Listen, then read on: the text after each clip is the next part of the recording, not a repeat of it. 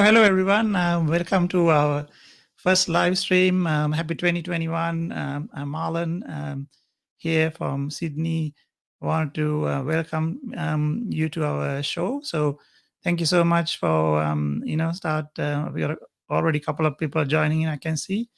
Me and my team have been working on this project for a little while to, bring you our services and our thinking and our engagement to you live. So happy 2021, first of all, to everyone.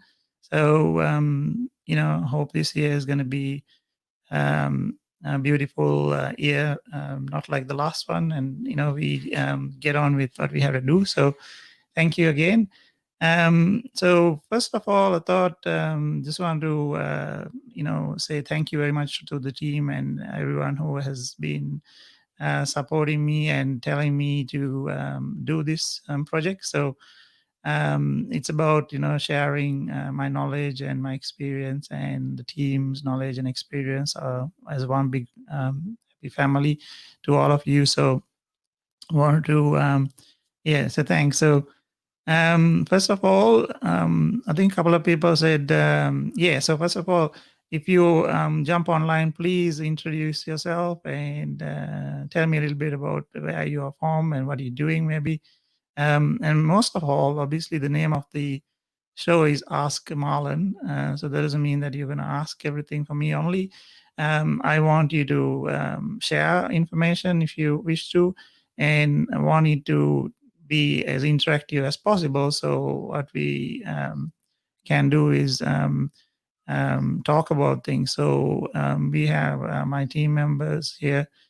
Dee is on standby to take any questions, and if you want to jump online, either on a voice using WhatsApp or I can dial you or dial me, or using the streaming app. I'm happy to send you the link so you can actually talk real time. So why did we start this? Why Ask Marlon and why live? So what I realized is a lot of people, we create a lot of content and we consume a lot of content online. At this point in time, is a bit of an overflow of that. And what happens is that we only consume that randomly or at a time that we may not need that proper, a particular information.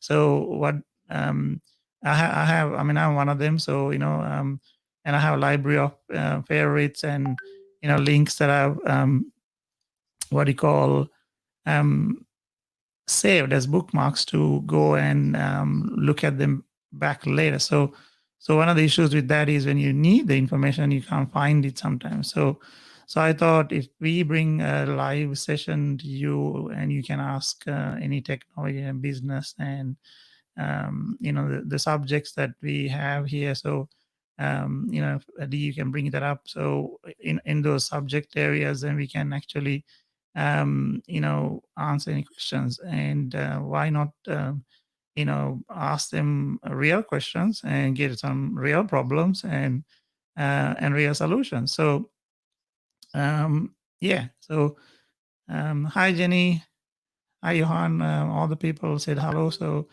thank you very much for being here. So not only myself and I have the team and also my friends and colleagues, that we can reach out to during the session and get some answers and anything to do with technology, So let me bring up the topics here. I think that we are going to have the session open too. So that way then exactly. So I will just put it on the scroll. Basically any of those areas. And if you, if I can't find answers or if I don't know about it, I am happy to, come back to you and find someone that I know to help you. So the whole idea here is to, empower myself and the team and everyone that I know to, to use the gift of giving. So this is about giving and sharing our knowledge and information to you and it's been one of my dreams for a long time. So I am ecstatic to actually do this today. So I'm a little bit nervous because obviously the first time, and we got a lot of tech here going. So you'll see all the things coming online. I've got my team internationally helping me. So yeah, it's a beautiful thing. So what I do is I'll just quickly maybe introduce myself a little bit. So there's about, I think, 9 of you online now. So that's awesome. And if anyone who's watching, the show later on, please make your comments and any questions. And we have also email address here. If you actually, use this one, ask Marlon at 𝗣𝗠𝗘𝗦𝗧.com. They'll come to me. The team will look at that and will, answer any of them. And if you want to then, come online to the next show, you can do the same. So a little bit about myself. I was born in Sri Lanka. I have 4 siblings. I think my brother 𝗃𝐿 is online. Hi, 𝗃𝐿. My other siblings all live here. I, grew up in the country, towns, and with my family. It was very enjoyable, and moved over here in about 25 years ago, and met my wife, and we got married and have 4 kids. Beautiful 4 kids with over here, and they're on holiday at the moment. So hopefully I can catch up with them end of the week and have some fun. When I came over here, I started working in IT, and I worked in IT retail, and worked in various places. Eventually, started an organization with a couple of my buddies that we sold to a public company over 5 years ago. And right now we have, built a couple of new entities, and me and my team, the beautiful family I call. So, family at home and family at work.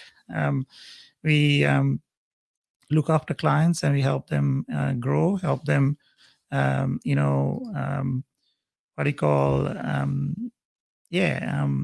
grow with ease, I would say. That's the whole idea, to help them grow, that then our company and our interest and our passions grow with them. So the technology itself is very, very powerful, I would say, area right now. If you look at the top 5 companies in the world, they are software-based technology companies, or services-based companies that are operating over a lot of technology. So everyone needs them, and a lot of people have. Hey, how are you doing? If I missed the comments, apologize. I'll be Stephen from Ohio. Welcome, man. I'm glad to have you here. Thank you very much. So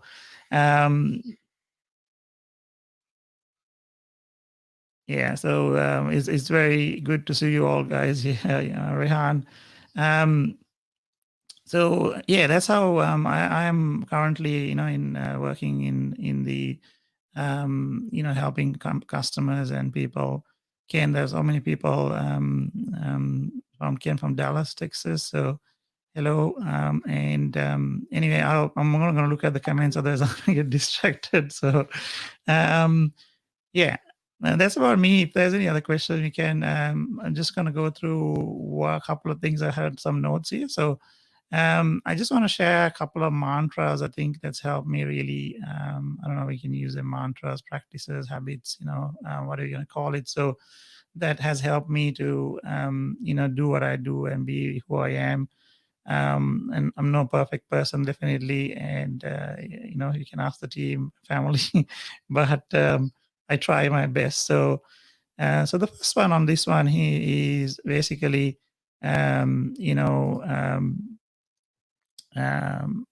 live every moment like it's your last. So this is very, very difficult one, I would say, as a practice to, do as we go forward, because the every moment is a test, so every passing moment we don't get back. So every passing moment is inevitable. And the next one becomes a passing moment. So there is not really a time that it's a future thing. It's actually it's always the now. So if you really focus on the now and do what you can do to your best without worrying about the next step, and be conscious and be as curious and inquisitive and loving to everything around you, including all the nature and everything else. Hey Sanjeeva, thank you team, you guys are fantastic, you guys all come online. So yeah, basically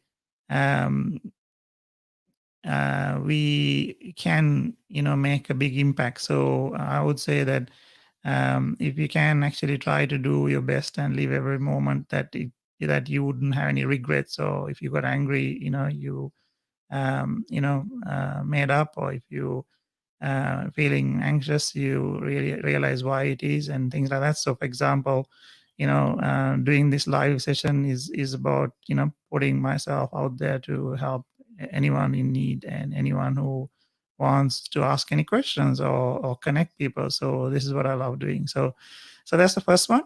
So go to the second one. It's basically the continuous learning. So basically every day I somehow sit and consume content or decide what I want to learn. And I have a whole pile of things that I don't know, I've got books and audiobooks and everything. People who know me know hundreds of them that I decide I want to learn or use. So so this is these days it's more like an hour or two of since the pandemic. I think we've not been traveling much and stuff. So there's a lot more time to actually reflect and learn. So I definitely do that, and I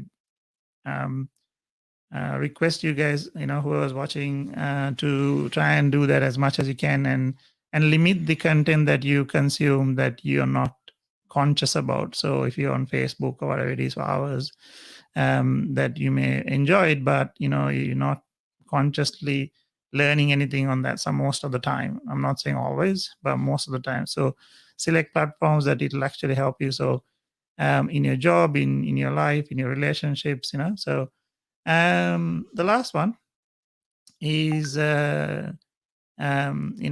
daily reflection. So basically, if you're a person like a Hindu or a Buddhist person, it'll have a very, very clear guidelines on how to do your meditations and things. Otherwise, it's a reflection. So basically, every day I had to sit down and most part think about the day and make sure that I did everything to my best. If I didn't, or if I was slacking off, or got a bit angry or something like that, I check myself and put that to I call it CIC. So that stands for continuous improvement cycle. I put it back into my improvement cycle so that I am conscious that I slipped up or whatever it is. So, or if I need to, understand higher intelligence, or read about a little bit more about spirituality, or in one of the realms, I would do that. So those are the things that I want to really share about me. Obviously, I love drones and cameras and gadgets. People call me the tech guy, so that's why I'm here. So Mel, thank you very much. That's yeah, fantastic to hear. So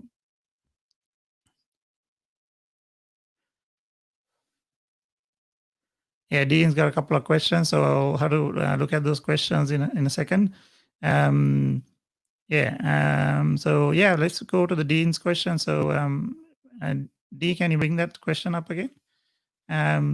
So if I ask what your take on post-pandemic issues that we might come across in terms of IT, we'll be able to shed some light. So post-pandemic issues, I guess from IT point of view is IT was pretty much ready for any of those things. And that's why, the world's operating, I think, because the Internet of Things, or, internet platforms and online, office, sorry, the cloud-based applications and cloud-based services had matured a lot. So because of that, so for example, if the pandemic happened in I would say the 80s or early 90s, we would have struggled to keep our businesses operating.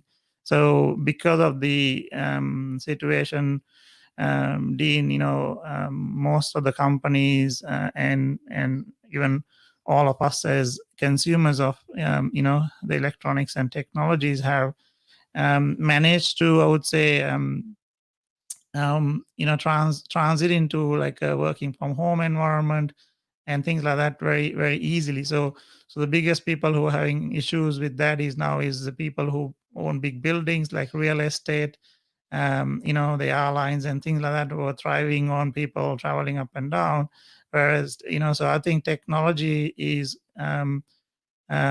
doing better. All technology company stocks and their performance in sales and stuff has gone higher. So I think technology is one of the areas that are doing better than before because of and also the spending and the attention to all these ventures will be more, I would say. So that's a great question, and hope I answered it well for you. Did we get any other questions, Dee? If you did, can you pop them up? Yeah, let me look at the banner here.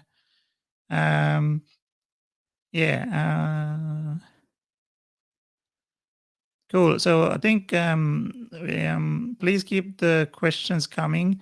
I have a couple of ones here that I guess I'll put the topics back in here so that you guys can see which ones that are like basically so I collected a couple of ones, and these are all based on we did a couple of surveys on LinkedIn and online to find out what you guys want to talk about. So, but it does not limit, I guess, in that area. So you can even ask questions on human resources and spirituality and things like that if you want to, because I can bring a couple of my friends in and we can have a discussion about it. So just looking at the time, so this question that I have we received before. So this one is about performance in a company. So this was about how do you measure performance in a company. So so this one's very bit of a broad question, and in a company, performance is measured differently based on, I would say, the size of the company. And obviously it makes sense when you look at how much of emphasis can you put in a organization to spend on doing reporting, or how much time you have to measure things. So I would say if a company is like a small business that have a couple of people and you're like under $1 million in revenue, you would use some very strong Excel spreadsheets. Every company, I would say, really should be focusing on their sales, because that is one of the biggest things that people forget to do. And when you're a solopreneur or a small business, what happens is you're also the person who's delivering the service, and you're also running the, I guess, treadmill to keep it going. So the issue becomes, no matter how much you have a performance, checking that the momentum of consistency is not there. So you tend to have slumps in sales and things like that. So I would say that the measurement, you can set up a thing called a small balance scorecard. So that's like a reporting thing to very, very high level, sit and look at it, and you should be looking at every couple of months. Now, if it's a large organization, I would say they would have some of these things. But if it's like a you can use technology wise, like we have, like Microsoft has a platform called Power BI that you can actually plug in any of the data, I guess, sources coming out of any of your accounting applications or your ERP applications. Or ERP is like a production delivery and manufacturing software. And what you'll do is you'll actually bring that into one online interface, and then you can actually report on that. So we have done that for some of the customers that we have, and it's really powerful when you can actually real time see data. So data is key these days. So yeah, the performance is measured based on the size of the company, and definitely it should be measured and looked at every the cost of whatever to deliver, how much your income is, and how much your profits are not. So yeah. Oh, we got a question from Ken. Thank you very much. So I'm a big disaster recovery fan. How do you see remote working affecting an IT team dynamic? If yeah, so I think that was really good. So the issue on this one, I would say, Ken, is that the disaster recovery has actually been done now. So I would say pandemic was the disaster recovery test. So I would say the pandemic is like a major disaster recovery test, because say before, like, we would spend, like, I don't know, sometimes up to a couple of $1 million on a very, very large organization doing disaster recovery testing and planning and thinking. So I've done so many different ones, like, switching over data centers and things like that. And, the big issue there is that you couldn't really test it properly. So now, if your most of your servers and services and stuff like that are on the cloud, and if you, for example, if you're using Amazon or AWS, so they will actually what do you call have like your disaster recovery zones. So so from a a consumer point of view of the services, your laptop and your internet at home and things like that, is basically the is already like portable, so that doesn't have a problem. So there's actually issue that good thing that you brought it up, because there was another question on there, is that people think that when everything's on the cloud, you do not have to do backups. So now this is, I'm not talking about large corporations; they fully understand it. Okay, so these are like small businesses and stuff. They'll put all their email into either Dropbox or OneDrive, and they will or Microsoft platform or wherever it is. And you, yeah, if you don't back up that data to another location, if that cloud disappears, your data is gone, right? So not to scare people, but if you have so there are services that you can actually run backups of your, email or your data into another different cloud or different location. And this is also important if you, like, for example, I'm in Australia, so any Australian company, PTY Limited company, should be backing up their data and keeping it for 7 years, because the ATO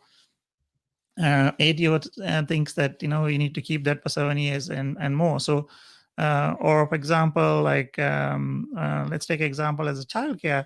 So in childcare, the regulation is that you have to keep your data until the child has become 21, because they may be recalled for some kind of a legal reason. So things like that, there's compliance. So and from a disaster recovery, hopefully they answer that question. So disaster recovery definitely is a disaster recovery definitely is a very, very hot topic. But what I would say is that I still need to think about it from a cloud and infrastructure point of view. But from a workstations and things like that, obviously that is the biggest test we've done. So any other questions? Be great to have. Um, so there's another one that I'll take on that I had from before. So this one is about online course platforms. So someone asked me, "Can you talk about online course platforms?" So I'm not I wouldn't call myself an expert on the online course platforms, but I have used about 3 fairly, like, very, very popular ones. So first one is, I would say, Teachable. So Teachable is a very, I think, probably the most cost-effective platform that I know a lot of people are using. It's very easy to set up, and got a lot of good features, all the billing online and things like that. Then there's another platform called 𝗃𝐿𝐴𝐵𝐿. Now, 𝗃𝐿𝐴𝐵𝐿 is also very good. It's got a lot of really cool templates. You have to maybe purchase the templates, things like that. Now, these things, the options and plans and the features change all the time, so I wouldn't be able to give you a very, very thorough rundown of it. But yeah, they definitely you can get trials, most of them, and have a bit of play with it. And there's tons of YouTube videos on explaining how they work. And the other one is Kajabi. So Kajabi, I would say, is one of the favorites for a lot of people because it actually takes the email, the CRM and the email delivery and the email marketing components of a like online campaigning and social media point of view into one place. So otherwise you need to have someone like MailChimp or other applications that does these emails and stuff like that. So that is basically about the online teaching platform. So these are like very, very easy to set up usually, and a little bit of mucking around and you get your landing pages and things like that. So a lot of people are using that to create courses, and I think the course industry and the course segment of the technology industry has gone real crazy up because a lot of people at home right now and they have a bit more time, so the learning capacity and the learning requirements have gone really strong. So I recommend, if you are a person who educating and teaching, or you have some service that you should really look at creating some of the online teaching products and services. So yeah, I'm just going to drink some water and wait for any other comments or questions. Let me see here what else we got.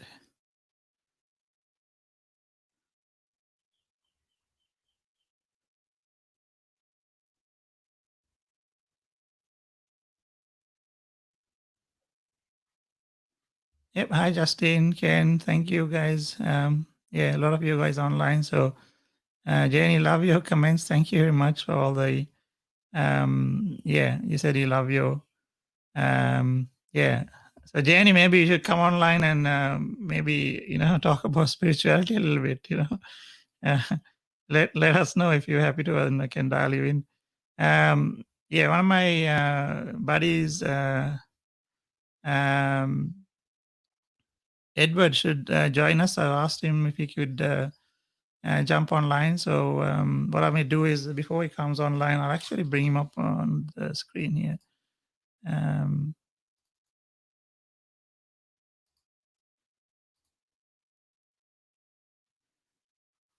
So Edward, this is Edward 𝒃𝐚𝐭𝐞. He's a international coach. He has a teaching platform he has created, and a lot of the big network of people he has collected together. So he mentors people with marketing and creating your own brand, and yeah. So he's a fantastic coach. You should check him out. Anyway, he's most probably going to come in shortly. I'll just send him a message.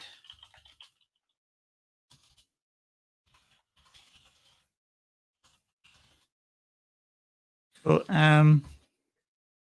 yeah, so just shout out to him, but I think he's gonna join in on video, so that way we can ask him some questions and share some experience with you guys too. So just stand by. Let me just check any other questions that I had on there. So there's a couple other things I want to do. There's another new platform called Clubhouse. I'm not sure that you heard of it. If you guys like to find out more about it, I can put it here on my screen and show you. So yeah, and basically, okay, Nilanta is asking a question. Yep, I'm just going to take that screen offline. So Nilanta's, so the question is, in terms of long-term cost, which would be the best option to host the system on cloud or on-premise environment? Yeah, and then another one also we have. So Nilanta, that's a really good question. So I would say that on-prem environment is definitely out of the question. So if you're so that, for example, I worked with a couple of clients recently, very small business, and they want just a service or one little server that they have, that to put on the cloud with some of the services may be a little bit expensive, but then you don't have the same level of disaster recovery and uptime and things like that. So I would say the answer to that is the depending on your budget and your requirement to be online. So I would say that the cost of a very basic server service to put online is going to get lower and lower. So right now, it may be the trade-off may be slightly over 3 or 4 years towards doing a capital expend, meaning like buying a server and put it in your office. But if it's a smaller business, but if you're running a big server farm and you're having data center racks and you have multiple servers running virtual environments and stuff, you definitely going to the online platform and committing the same 2 to 3 years, you'll get a bigger discount. And if you go with one of the partners, like I don't know, for example, like a big telco like Telstra or Dialog in Sri Lanka or Airtel India or somewhere like that, or Verizon, they would most probably even offer you credits back for consuming those services based on reselling them. So I would say that, yeah, it's definitely online you should look at. Yeah, so where do you see 5G is being used in the corporate world? So I think one of the things with 5G I thought was that 5G is right now is a bit of a funny thing. So a lot of people have a lot of conspiracies about 5G and the frequencies and things like that. So maybe use a bit of time to clarify that based on my understanding. So 5G as a technology is a more lower frequency. Is it lower frequency? It's a lower emission rate because it has to do more, data throughput. So what happens there is you need more 5G towers to actually, perform the same thing like a 4G did. So that's why people think that it's actually, so the radiation from the 5G tower is much lesser because it has to it can only penetrate close proximity. So the 5G frequencies are much more higher throughput. So for example, I have 5G tower close by here, and I've got a 5G modem, and I tested it does 5 to 600 megabit. So that is very fast internet connection.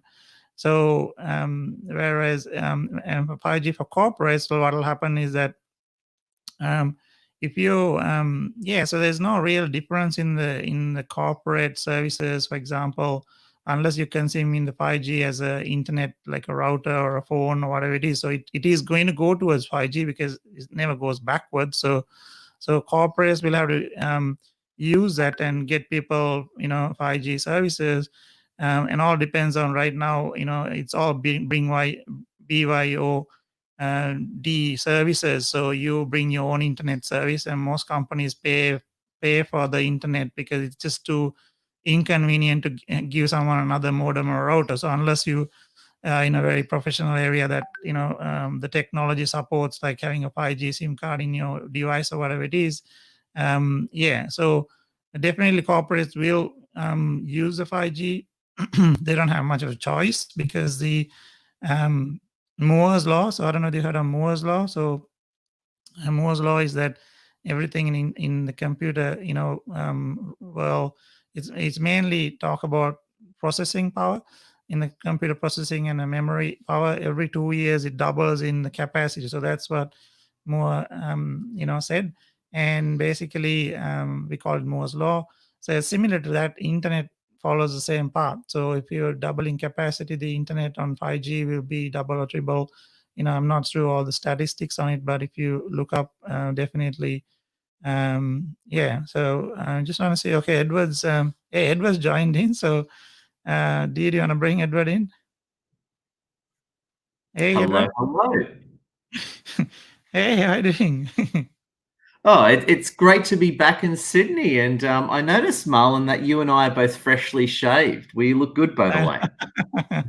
You do look good, man. Thank you very much, Edward. So as you know, you've been telling me you should do this for a long time, man. So I thought, what better, than the person who's always encouraging and motivating us, and being a fantastic person. So I brought up your LinkedIn profile before and showed everyone. I don't think you were on there. So do you want to give us a bit of a who you are and what you do, sort of thing, quickly, so that everyone can know you? And this is an open forum for asking questions, so so they can ask away any questions. Oh, thank you. It's a pleasure. So I'm an international master coach. I help people become master persuaders and influencers. And Lassie and I also run a business network as well. So we bring people together from across the world and basically help them become famous. And I spend my whole life on LinkedIn, Facebook, and Instagram. So, from dawn to dusk, I'm sort of glued to this thing. And I was thinking about your 5G conversation, actually. I remember that. I even remember people were saying the same thing when 3G came out. Apparently, when 3G came out, it was the government that was going to control your mind with 3G technology. Heard the same deal. Do you remember hearing the same thing, like 8 years ago? Yes. And I remember when you got your new, was it Samsung phone? Yeah, I got the second day we met at the Parramatta thing, and you were running around testing your 5G. We met up at the coffee shop there. Yeah. So how is it going? Is working well? It's really good. It's high data, and I haven't turned into a reptile. And the Labor Party doesn't create my brain, doesn't control my brain. So yeah, I haven't turned into a reptile like all the conspiracy theorists said I would. Ken saying hello to us, yeah, to you. Ed. Oh, Ken.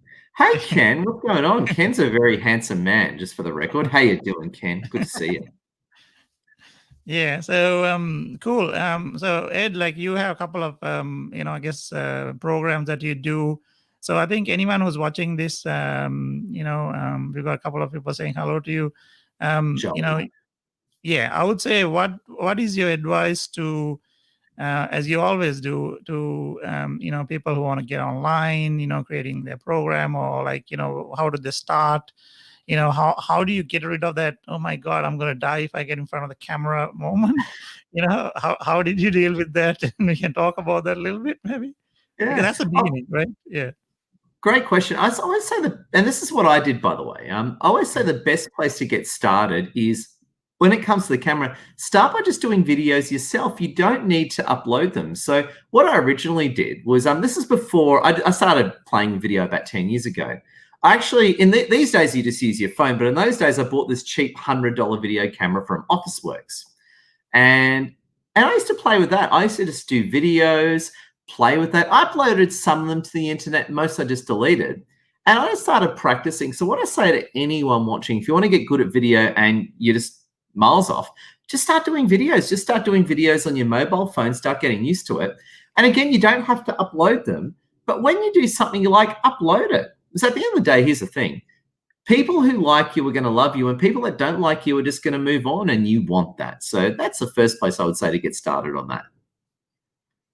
No, that's fantastic. Yeah, I was just typing someone, see if they're around to bring them online later on. So I think I did the same thing. So I don't know, my team, some of my team members here, what I do to them is like send them a video message on WhatsApp, or Messenger, whatever it is, and get them to send back. So eventually, like, the camera just disappears, right? You just don't notice it. So yeah. So how about some of the other stuff? What are you doing, Edward? So at the moment, you running a couple of networking things, or you put all the details of where people to connect anyway if they're not connected. Yeah, can you share a little bit of that, the love that you share, and how you take people to the next level? Oh, thanks, man. Well, in terms of the events, every week I run a webinar and a Zoom. And in fact, our next networking Zoom is Thursday, 6 p.m. tonight, Sydney time. So if you're watching, you're very invited. And also as well, this is quite interesting. As a lot of the whole COVID thing has started to die down, we've picked up all our face-to-face networking events again. So we're running face-to-face networking events in Canberra, Melbourne, Sydney, and Brisbane, which is very exciting. It's been interesting. We did an event in Melbourne, and just before the event, a bunch of COVID restrictions came out. So we did all the event in masks, and it worked. So I was actually wearing the full surgical mask running a networking event, and everyone loved it. So even in the COVID world, you can still wear a biological suit and network. So we're just carried on. I mean, COVID's going to be around for the next 5-10 years at least. So you've got to keep living and keep working away in the new world that we exist in. So it's been great. Not just the online stuff, but getting back into the face-to-face networking too. Absolutely. I don't know. I'm just thinking, knowing you that well, I think you only stopped for like 2 months. Even that you were struggling with it. You know, we were like, so I think, I reckon you're one of them who been pushing. As soon as the restrictions out, you're like out and about doing that, whatever it is. So I've been similar. I was like literally the next week. So I was just hanging on. So we started face to face. I think in Sydney, a lot of the lockdown stuff ended about August. It was like basically 3 months of lockdown, more or less. And I got straight back into events because here's the point. I have full respect for the law and the severity of COVID. However, as I keep saying, they keep saying now, COVID's going to be around for the next 5 to 10 years at least. Yeah. We've got to be safe and be responsible. We need to move on with society as well. We all just can't live in a hole in the next 10 years hoping for it to go away. So life does go on and business needs to go on too. And, it's very important that we do it in a safe and constructive way. But again, just hiding in a bunker for the next 10 years is not going to take care of COVID. We need to be progressive and win that way. Yeah, so I think any of the team members or any of the people are watching and be watching in future in this video, who's in the US and UK and stuff, our hearts go out to you right now. So just hang in there somehow and reach out and let us know if you want a different timing that you guys want to join and jump in. We'll change the time windows to suit you too. So I think definitely keeping focus on our breathing and our thinking is very important to keep positive. So you are one of my inspirations, Ed. I see your videos, you're jumping up and down and doing your push-ups or your pull-ups, so you're definitely an inspirational person. So we got a question from Nilantha here. Maybe we answer it jointly together. So it's saying it is becoming challenging for everyone to keep work-life balance when work from home due to current pandemic situation. So any advice to take in?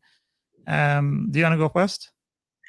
Oh, I'd be honored. And Marlon, it's a pleasure. And Nilantha, thank you for your question. Now, I'm going to give an answer that I believe is true, but I think is going to make me very unpopular. I've never believed in the concept of work-life balance because I don't think it really exists. I've never believed in that. So I'll give you an example. Before I was in business, I used to work I was in the military, I was in the government, I was the Australian Federal Police, I've been in corporate Australia. I've always found work-life balance is a myth. It doesn't actually exist, okay? Because at the end of the day, when you finish work is still with you 24 hours a day. You just can't switch off like a machine. Humans aren't built that way. So I'm going to give you this answer, right? COVID has changed the world in that you now work 24 hours a day, because if you're working from home, there is now no such more thing than 9 to 5. People expect you 24/7. You just can't turn off your phone or emails. It doesn't work like that. So my big advice is that you have to really love your work so it becomes part of your life. It's not so much you work 9 to 5 and that's it. We live in a different world and reality these days, which is not going back. So my big advice to you is work is a 24-hour thing. Sometimes it's easy, sometimes it's hard, but you got to do something you love so it does not feel like work. Absolutely. And I think I agree with you on the, work-life balance thing. So it's about how we identify, If you really love what you do and it does not stress you out, or it does not put you in a situation where your your status or your state, I would say, not status, state does not change, then it's sort of seamless, right? So I think for you, definitely, I would say it is seamless because you're always online, always connected, and always willing to help.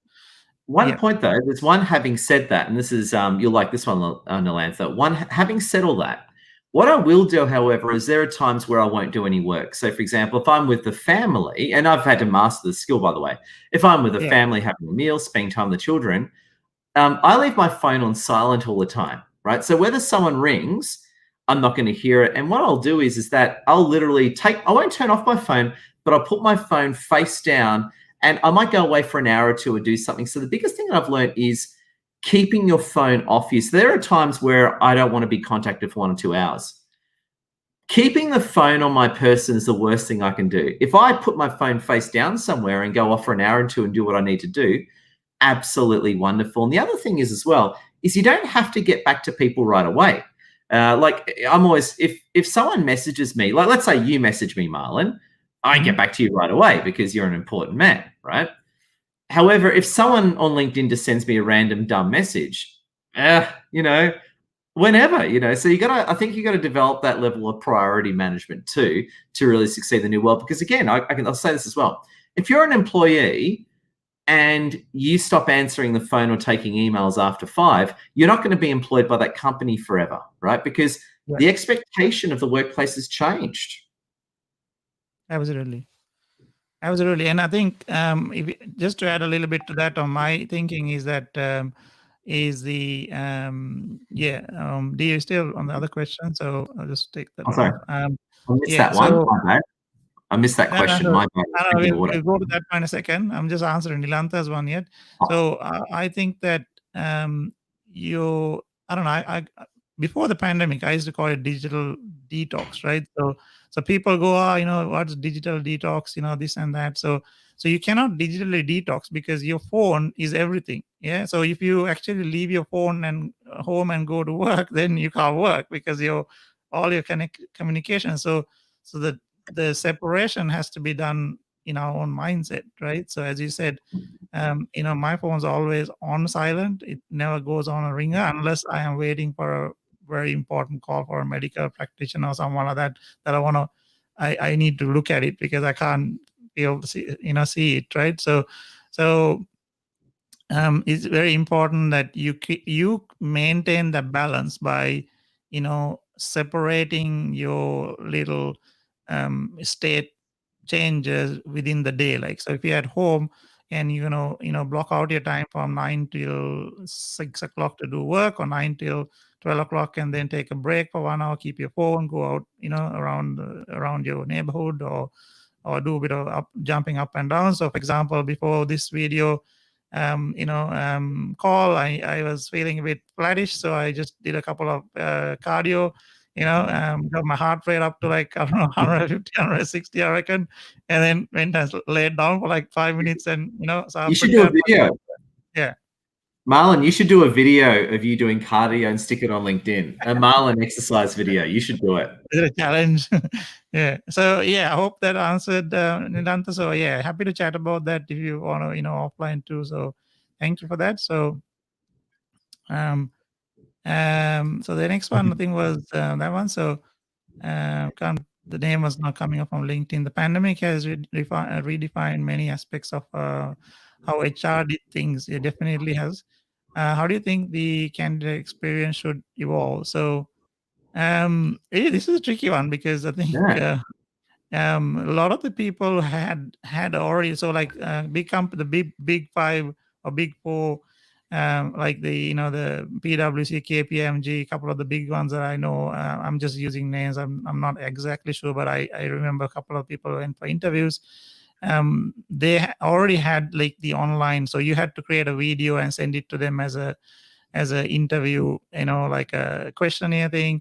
And so they didn't meet people in person even before the pandemic happened. So some of the bigger guys had already transitioned into that sort of, processing of HR and the candidate experience in. So the sad part a little bit is that when you meet someone in person, you can feel their vibrations and energy.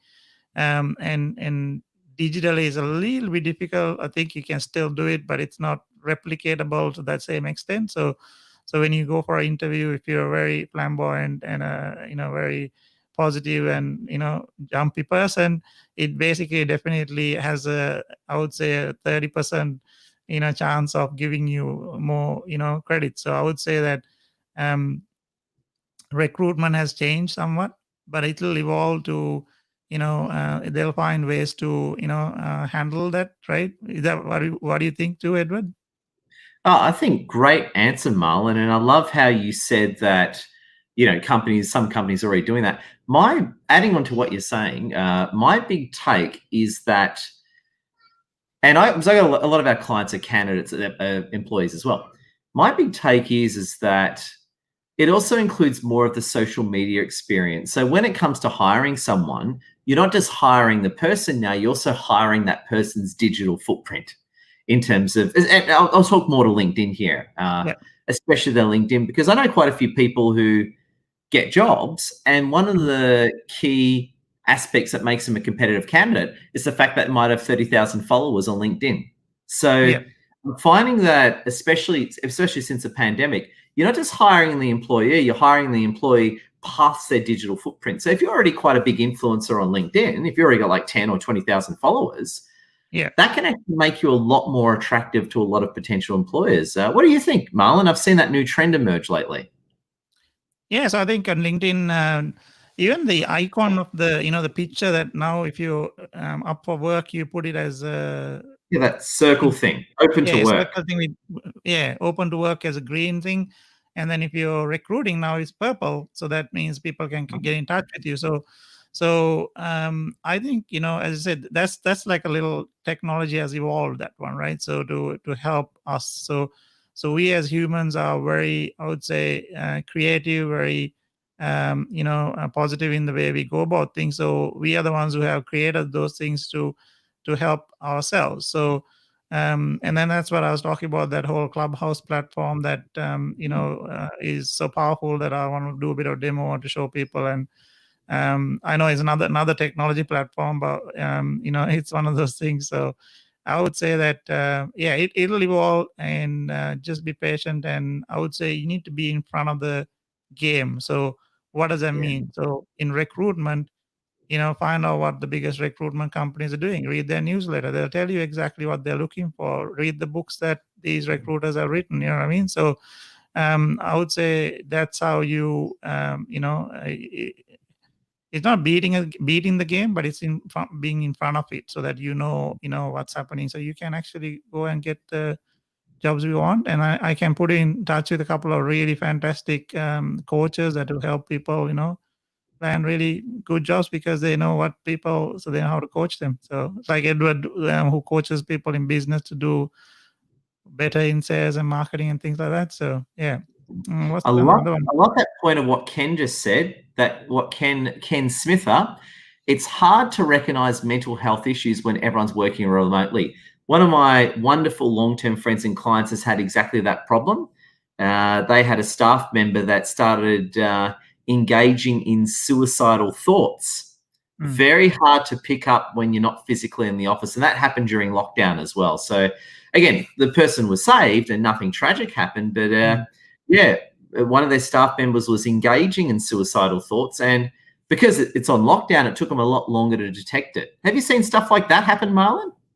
Absolutely. So I think, I think all of us, during this thing. So that's why, we're not focusing on talking about the pandemic and its thing, because there's so much of material out there. But I think, all of us have had like fairly lull moments. You know what I mean? Moments we've been feeling a bit low. So the seasoned ones like you and me, we know how to snap out of it within 30 seconds, 2 minutes, 3 minutes, whatever it is. So we can share those tricks that we do. That's like, breathing well and bring your heartbeat up definitely kills any bugs in the system that, any gremlins that come like that.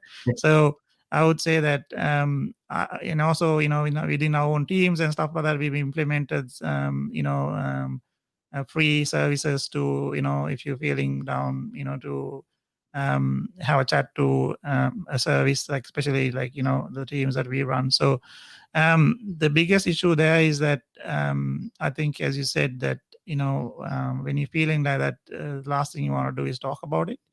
So I think in technology, Ed, and Ken, I think, the world's going towards this artificial intelligence and development of systems and patterns. So basically, I think as we go forward, they'll even create pattern recognition of people's behavioral changes to help with this. So it most probably is a bit of a tricky subject to discuss, because people are very hyped up about privacy and, security and stuff like that. But this is where it's going, So, for example, I think a couple of the countries, I can't remember if it's Israel or somewhere like it, they used the voice recognition on the phone service to actually detect, anomalies in people to predict pandemic situations. So I don't know exactly how it worked, but there was an article that came out there. So yeah, so we got another one, I think, there.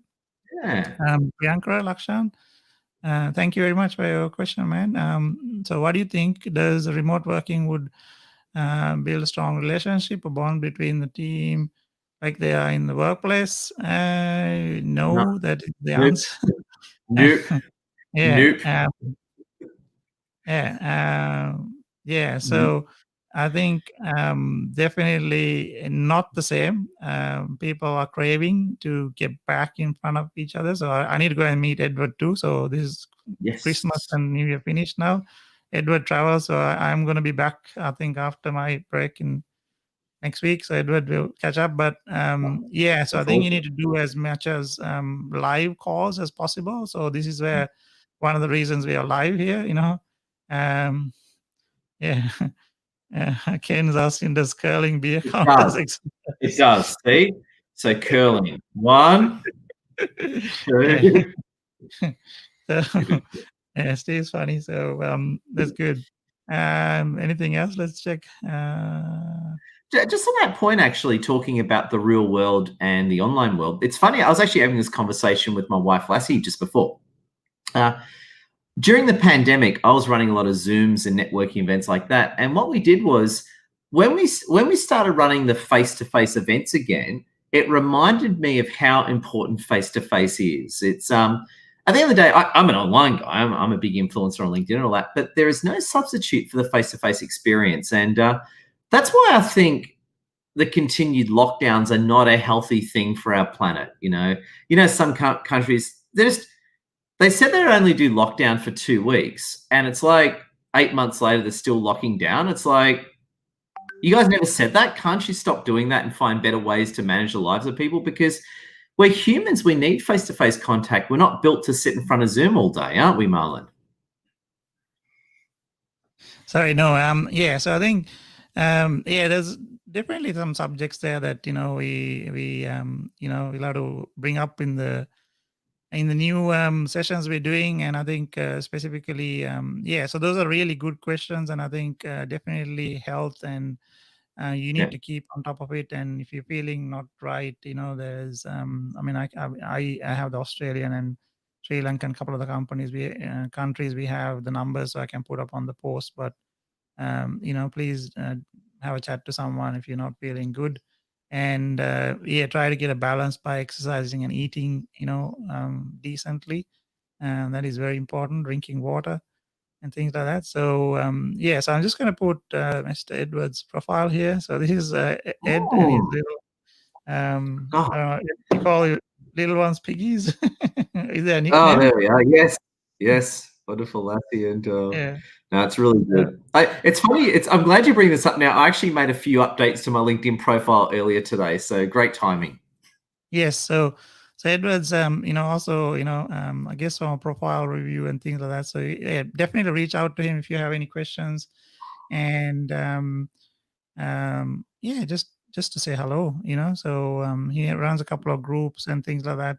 Once you're in there, you will get access to, I guess, the coolest stuff, and you will get to see them coming up on your live feed very frequently. So Ed, thank you so much, man. So I wanted to say, yeah, you're fantastic bloke, and keep doing what you're doing. Honored. I'll leave you guys to it. Thank you, Marlon. And I was just going to say, pumped to see you next week or whenever we catch up. The ice cream and waffles are on me, Marlon. Okay, let's catch up for sure. Thank you very much. Okay, see you guys. So yeah, okay, cool. I'll get back to take this fine. Yeah, so I think the next segment we had was just to introduce the. I want to show you guys the Clubhouse app. So that's like a tool that currently has come out that has I'll call it audio conferencing, but audio not conferencing. It's audio forums. So it's like having a chat forum, and basically allows you to create groups. And yeah, so what I'll do is I'll bring up that on my phone here and show you real time on how it works, sort of. I am not going to cool, here we go. I'm just going to plug it in here and bring it up my little tech here.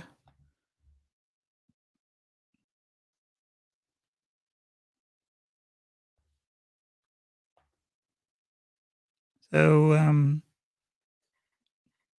yeah, so the Clubhouse app is basically the it shows all the so currently it's in beta, so that means it's actually not available for public for everyone to log in, but the app basically helps you create like a forum or a group, and then you can jump in those groups. So these are like groups that come in. I'm not supposed to go in them and share the audio unless I get permission, so I wouldn't do that. But you can create, and there's so many different areas in there that you can. The really good thing about it is that you join a group, and if you or you create a group, and if you have a particular subject that you can discuss that audio, and each one takes a turn, and it is really powerful. So I've gone into a couple of the groups and spend a few hours. It is fantastic. So if you register now, you can get your whatever username handle in there. So I would recommend that you go and download the apps. Now, the app is available only on iTunes, Apple Store. So that means if you're not an Apple user at the moment, it's not there. It's beta because it's only they're still doing some of the security features and things like that, finalizing them, I think. So you can request someone. You can log in and request, and they'll approve it if, in a little while. Otherwise, for example, if someone has it, you can do it by invite. So I have a couple of invites I can send. I think you, if you want to. Eventually, what I'll do is we can actually create a Ask Marlon Clubhouse group here too, and then you can get them to you to join in through that. Anything else that I was thinking about? Let me just quickly read up this services here.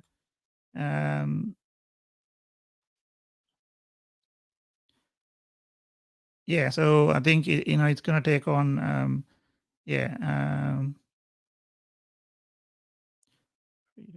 so basically asking me to invite people in there. So I'll just come off that. And if you have any other questions on the Clubhouse app, let me know. Basically, it's a great tool that will help you to participate in discussing things, and it's moderated. So and there's a lot of really cool subjects that you can discuss. So I was just trying to see if I had anyone else that. Yes, I just want to. think, do a shout out to one of my friends. So one more here quickly.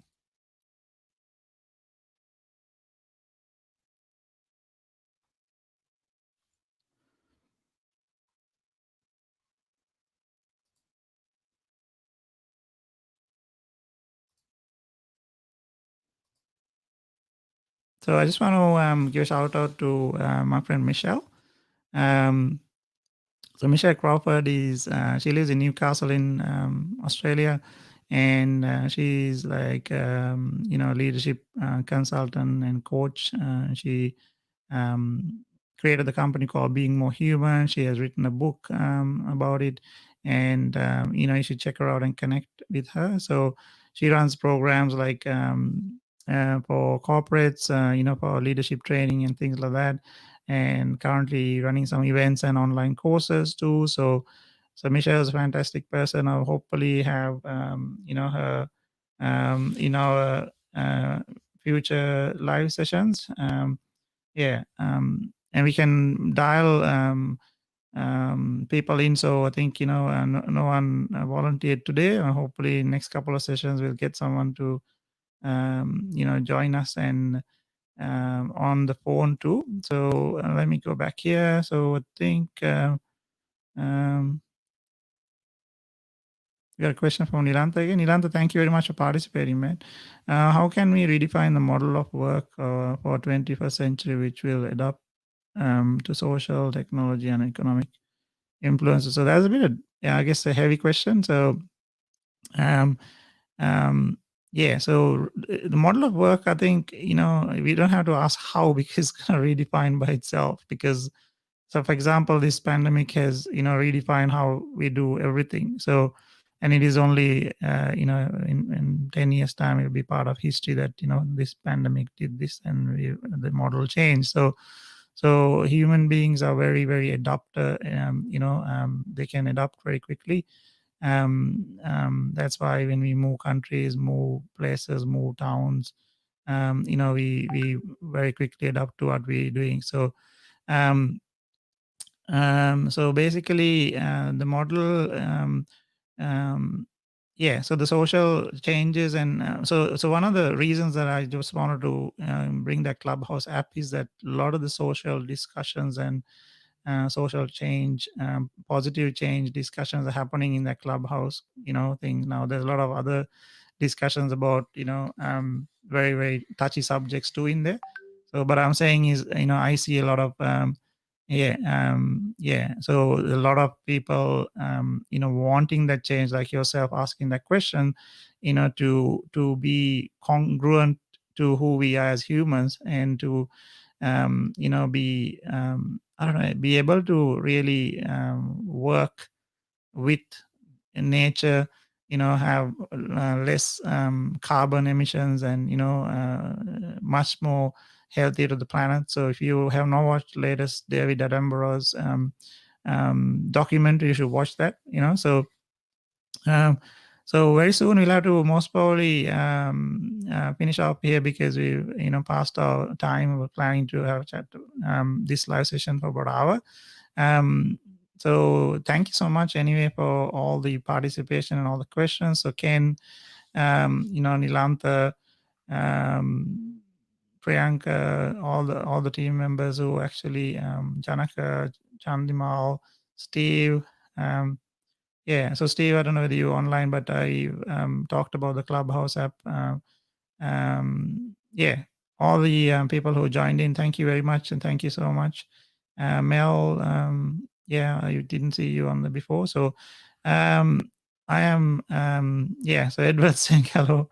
Thank you, Edward. You watching it on the live stream. So it went really well. I am very happy with all the tech and how we did things. So I'm looking forward to regularly doing this, and we'll schedule them. And if you want to be part of like a notification, drop us an email. What we'll do is create like a little subscription page for it too in the coming weeks, so that you can actually do that. Otherwise, we'll on the social media pages we'll publish it. So Thank you very much. I'm just trying to see what else I have not missed. Dee, anything else that you want me to cover up before we say bye to everyone?